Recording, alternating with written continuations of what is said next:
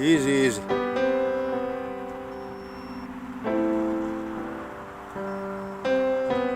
Iza ti glajda ko bok.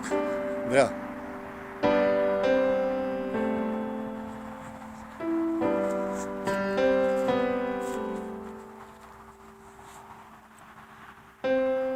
Tu ne možeš sleći, to znaš. Još jedan krug moraš napraviti. Ne možeš, ja snimam. Ajde daj malo gasa. Poletimo. A ideš dolje? Ne ideš dolje, bravo sine.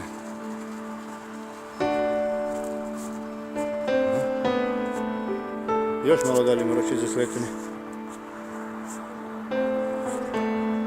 Pazi na hangar. Ajde, izić. Evo ga sad lijepo leti. Aha.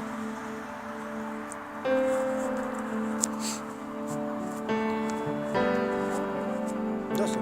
Ideš dolje sine. Oho. Uglajda ga lijepo. Bravo. To. Je lijepo. Lijepo. Vidim.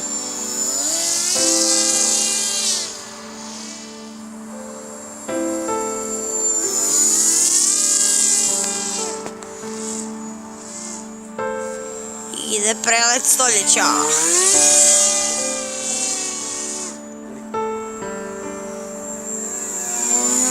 Bravo tata.